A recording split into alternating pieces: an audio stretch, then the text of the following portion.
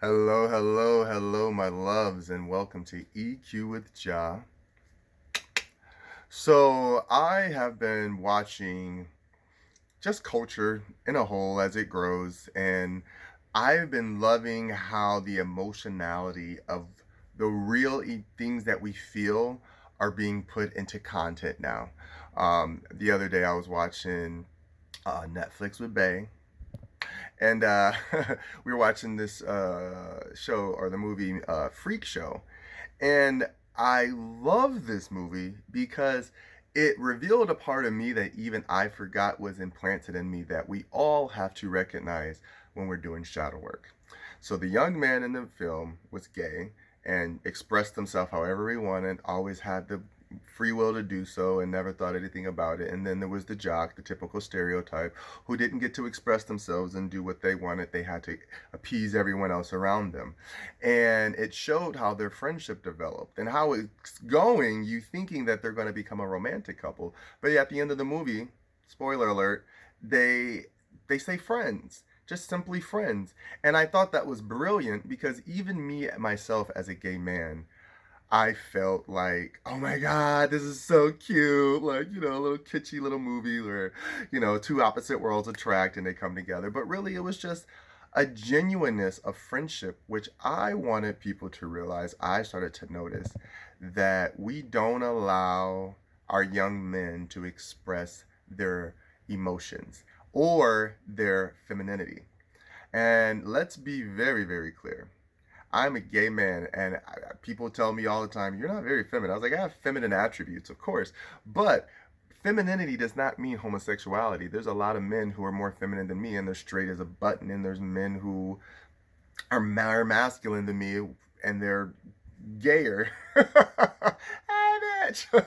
But that was my people. But you know what I mean? So it started to make me realize that that's what has been the cause of what we call the distorted masculine and feminine. And by that I mean,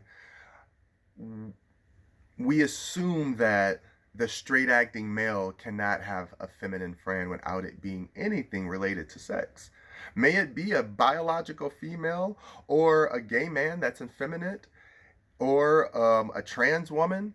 The point is, it's that we have trained our men to only feel if that type of energy is around them, then that is meant for sexual pleasure only. And if that energy is around them and it's questioning what they call their sexuality, then they take it out on the person on the outside world. When in reality, I'm telling you, I've never had anyone try to fight me, trust me.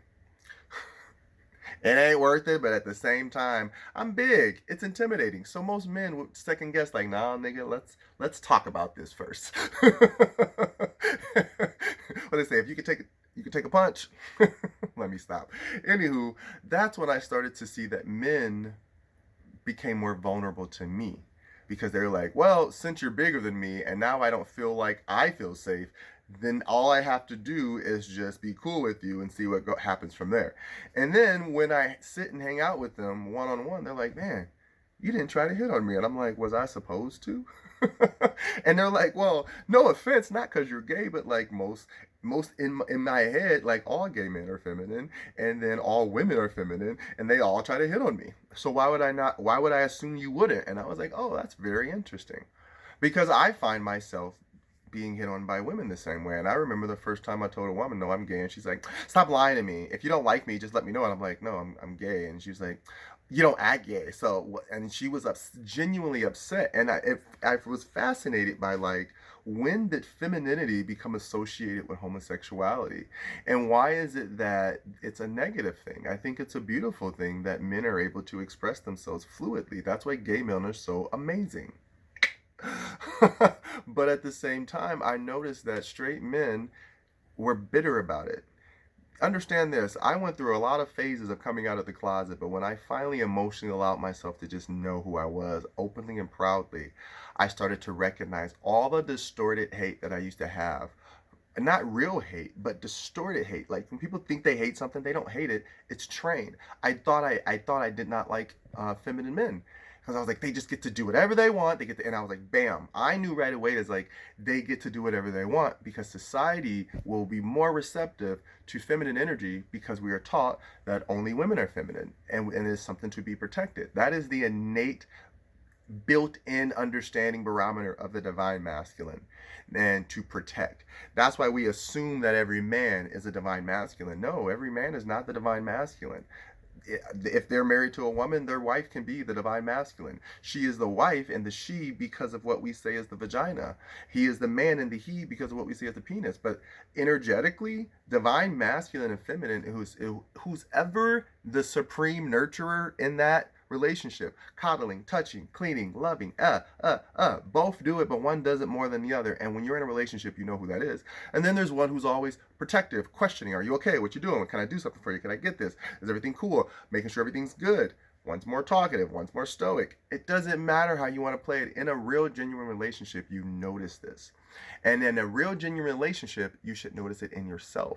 Because at all times, you're cycling through your masculine and feminine energies. Yes, I am a man that's 6'5", and I enjoy the characteristics of being phallic and rigid because that's what makes straight acting straight acting. When you're more fluid and feminine, that's what makes it more gay acting. But it's not. These are the things we keep trying to attach to energy, and we never had an explanation before in the past. And so this is why we get people who grow up being bullied. You know, the smaller man, the quieter man, the more flamboyant man has nothing to do with their sexuality, but they get picked on by the more, I say beta, but you know, people say alpha. No, a real alpha omega does not take the time to beat up their pack because they know they're meant to build their pack to be strong, to keep carrying on the legacy. That's a real pack leader.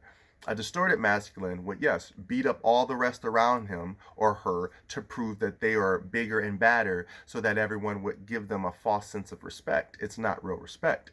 And that's when I started to learn that in order to really truly be a masculine alpha omega man, you should be able to know how to feel your emotions openly, willingly, and talk them through. Because that means if you say you have so much power at all times to physically hurt someone, why don't you have all the time to physically love someone and help them through what you could not be helped through? It sucks to be that, but I've learned this.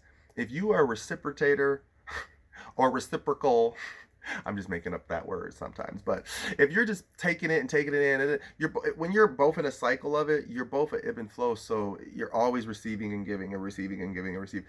You have to allow someone to take that energy and manifest it into something beautiful so that they can give it back to you. If you're only feeding negative energy into something that you say you love, then it's going to be fed back to you, physically and energetically. Does that make sense? So this is why when I say, if until I love the feminine in me, I was not able to love the masculine physical body that I have. I wasn't taking care of my health. I wasn't taking care of my mind. I wasn't taking care of my, everything just fell to the wayside. It's like, again, the car analogy. If you let the car fall apart, you let the body fall apart, right? And what runs the car? Well, the gas and the oils and all that. So if you let the content dry up and go away, okay, well, that's going to break down the car. Same thing with the body. If you let the content, taking care of your health, taking information in, growing, expanding your consciousness, your body's going to fall to the wayside. This is why when you have the whole theory of synergy, when it's the full mind, body, and soul, the yin and the yang, the as above, so below, we talk about this all the time, we will not be healed. And so this is why it's so vital and very important for all men, especially because we are the ones who penetrate and plant seed, and then we replicate.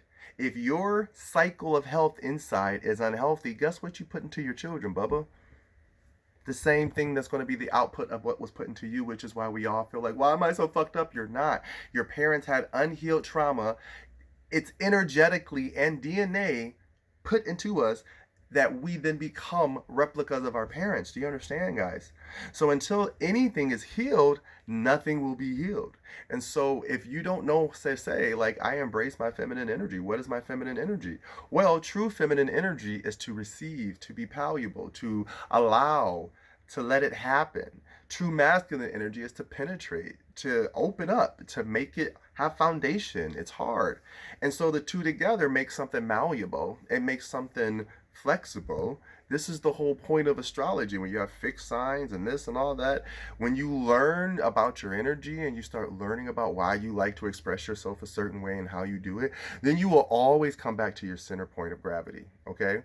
It took me going through years of repression and coming out of the closet in many different ways where it's like, I'm not masculine acting because I'm acting. I'm masculine because I choose to be the father. I choose to be the big brother. I choose to be the roots. I choose to be the foundation that holds up everything else that everything else needs to be built upon and grow on. If I'm not willingly willing to put down that sacrifice and let things grow on my back while I know I can still lift it up, then I have no business saying that I am the foundation of any household, any home, any business, anything, because that is the whole point of all of our masculine energy. But me, as a 6'5" male, then I had to choose, how do I want to express that energy? Do I care if someone's tall or short or this or that? For me, some people it seems shallow, but I really cared about having another tall person because I personally like to feel like we have an equal playing field. I like to feel that I can look at you and we can feel like there's no imbalance of you feeling like you're trying to control me or I'm trying to talk down to you. Unfortunately, these are real insecurities that I had to deal with. Men who were shorter always thought that I was trying to talk down to them because I physically had to look down at them, and they had a complex about looking down upon like they were a kid. But I was like, that's not for me to work through, Bubba. You got to work through that with yourself, and then you can know, like, man, I got this big old stallion. I don't give a fuck. Let me climb him. But luckily for me, I was blessed with my own stallion, and we are the same height. But they also get to express their feminine energy in the most fluid and beautiful way. And I'm so attracted to him for that. And that's why I'm able to love myself, because I know that when I'm by myself, I love pretty colors and I love to like play with colors. And I don't know when colors became bad, but that was the one thing that I used to fight. Like, why am I afraid of colors? Because we're all taught and inundated that boys wear these colors and girls can wear all of these. And then it confuses our masculine and feminine energy, which is the feminine energy is everything colorful. It is the flower, it is the fruit, it is the leaf, it is the flowing branches. And the foundation and the root and the trunk and everything that holds it there to be so beautiful is the masculine energy that started from the seed. So we have to learn how to embrace both sides of ourselves. If we're going to be fluid in energy, be fluid in energy. But know that when you're expressing yourself, it has nothing to do with your sexuality.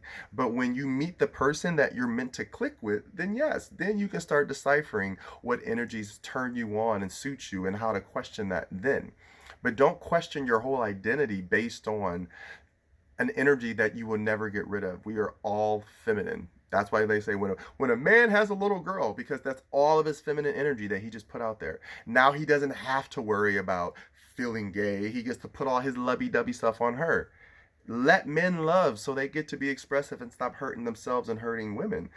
Let women be strong and do what they need to do because they need to. We don't need to save anyone from anything else. I've had plenty of women. I've been walking by and they look and reach for something. I'm like, if you don't ask for help, I'm not helping you. I can help you. But then it starts that whole damsel in distress. I had one woman say, I don't need your help.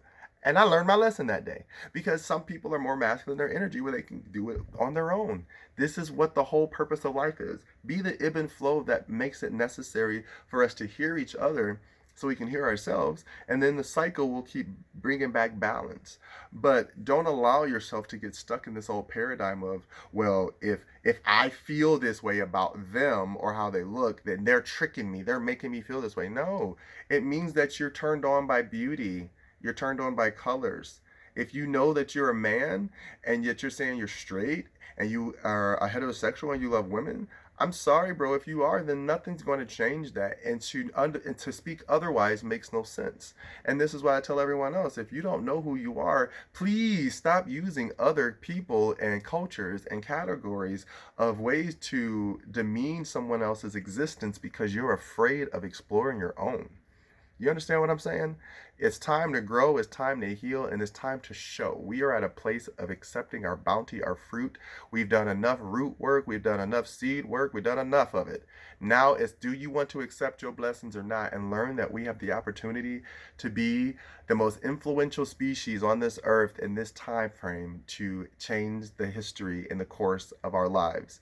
Love yourselves, let go of the imbalance, let go of the distorted masculine, the distorted feminine, so you can become your whole, true, genuine self, which is your divine masculine and your divine feminine. And that is the full synergy of love. All right, guys, as always, check me out. Mwah. Besos.